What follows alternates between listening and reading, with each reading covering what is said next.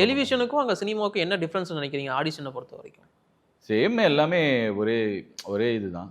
நம்ம பெர்ஃபார்மன்ஸ் நல்லா இருந்தால் எடுக்க போகிறாங்க, யூனிக்காக இருந்தால் எடுக்க போகிறாங்க, இல்லைன்னா ரிஜெக்ட் பண்ண போகிறாங்க. நம்ம அங்கே இன்னும் கொஞ்சம் கடுமையாக இருக்கும். சினிமாவில் டக்குன்னு தூக்குறதுன்றது வந்து ரொம்ப ஸ்ட்ரகிள் ஆகி தான் போகும். இல்லை, நீங்கள் சீரியலில் நிறைய முக்கியமான கேரக்டர்ஸ் பண்ணியுமே மூவியில் இந்த அளவுக்கு எனக்கு வாய்ப்பு கிடைக்கல, இல்லை ரெகக்னேஷன் கிடைக்கலன்னு ஃபீல் பண்ணியிருக்கீங்களா நீங்கள்? நிறைய நிறைய ஆக்சுவலாக ராஜாராணினால தான் எனக்கு நடுவன் கிடச்சிது. ஓகே, ராஜாராணினால தான் எனக்கு பரத் கூட நடிக்க வாய்ப்பு கிடச்சிது. பட் அதுக்கு முன்னாடிலாம் அந்த மாதிரியே சொல்லியிருக்காங்க, சீரியலில் நடிக்கிறவன்டா, இவனுக்கு என்னடா தெரிய போகுது. அந்த ஒரு மார்க் குத்திடுறாங்கல்ல சீரியல் ஆக்டர் முன்னாடி தான். இப்போ அப்படிலாம் கிடையாது. இப்போ ஒன்ஸ் நீங்கள் ஒரு ஹிட்டு கொடுத்துட்டீங்கனாலே இப்போ அந்த காலம்லாம் அப்படியே மாறி போச்சு. இப்போ எல்லாருமே சினிமாவில் ஏற ஆரம்பிச்சிடுறாங்க. சீரியல் எல்லாம் பெண்டு நிமிந்துரும். ஓகே, சீரியல் எடுக்கிறது அவ்வளோ சாதாரண விஷயம் கிடையாது. அங்கே உள்ள உட்காந்து வேலை செய்கிறவங்களுக்கு மட்டும்தான் தெரியும். அதான் ப்ரோ, நான் 2 ப்ராஜெக்ட் நான் அசிஸ்டன்ட் டைரக்டராக ஒர்க் பண்ணி ஆர்டிஸ்டாகவும் நடிச்சிட்டு இருந்தேன்.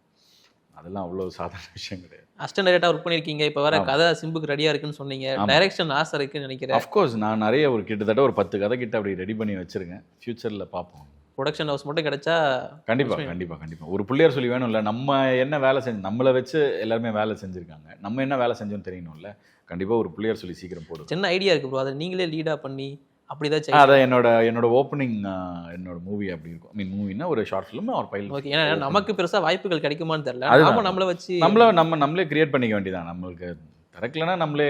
ஏன்னா இப்போ நிறைய பேர் உள்ள இன்ட்ரோடியூஸ் பண்ணுறதுல நிறைய ப்ரொடக்ஷன் கம்பெனி ரொம்ப ஆர்வமாக இருக்காங்க. ஆமாம், இப்போ யங்ஸ்டர்ஸை இன்ட்ரடியூஸ் பண்ணுறதுக்கு. ஆனால் நம்ம என்ன பண்ணோன்னு இருக்கோம்ல, நம்ம போயிட்டு ஒரு படத்தோட ஏன்டா இவனை போட்டோம் அப்படின்ற மாதிரி ஆகிடக்கூடாது. நம்ம ப்ரொடியூசரையும் பார்க்கணும், டைரக்டரையும் பார்க்கணும். நம்மளால் 4 பேருக்கு திருப்பியும் அடுத்த ப்ராஜெக்ட் நம்மளுக்கு வரணும் இல்லையா.